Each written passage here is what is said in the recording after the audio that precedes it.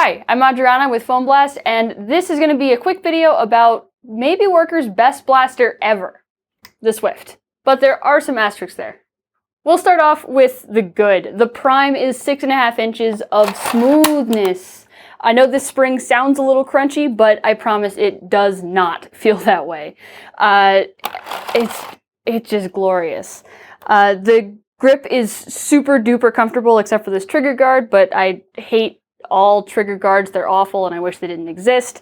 The stippling here on this grip is lovely. The lip on the foregrip, awesome, super nice touches. The quality of the plastic is really, really sturdy. There's no creaky, I can't even get it to flex even a little bit.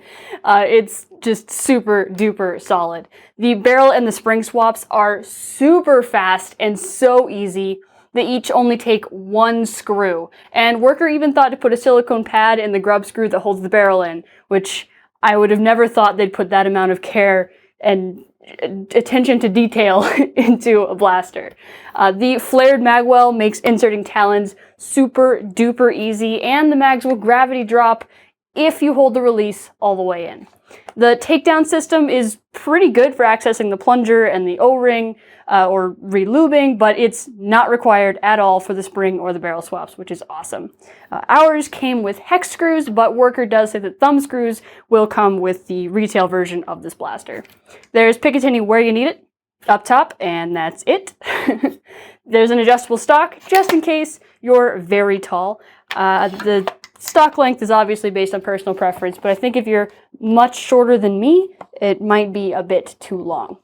With the medium barrel and spring combo, we were hitting 200 to 215 FPS pretty consistently with Adventure Force Pros.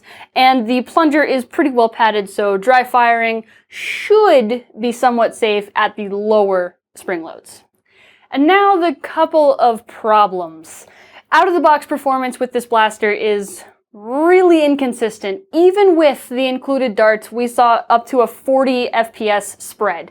It also just doesn't work with many of the popular dart options. We got jams with white Gen 3s, green Gen 2s, and Adventure Force Pro darts. The best darts were actually bamboos, which hit around 160 average with a 20 to 30 FPS spread.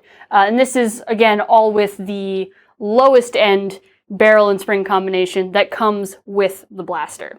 The magwell is really wobbly with the talons that we tested inside of it, and of course it won't work with other mag standards, but who really cares about that? Talons are the best.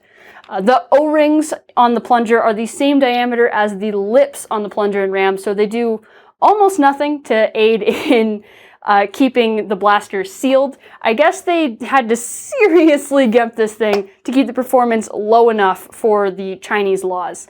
The shots with the medium spring kind of sound like they're dry firing, but I'm gonna trust the plunger to be okay, and they shoot pretty well.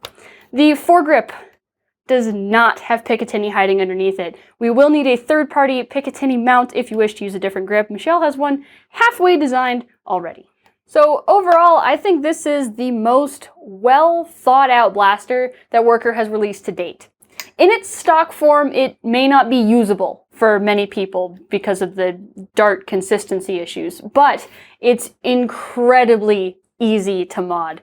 I don't see a world where this blaster hits under 200 FPS with any kind of reasonable consistency, so I think this is aimed pretty firmly at the ultra stock and competitive crowd, and I'm happy to have it. Thank you guys so much for joining me for this review of the Worker Swift. I forgot to say that there's supposed to be stickers on here, but I didn't want to put them on because I think it looks pretty sleek. Just like this. Anyway, there's a like button, a subscribe button in the comments down below where you can tell me what you think about this, and I'll see you on Monday with the news. Goodbye.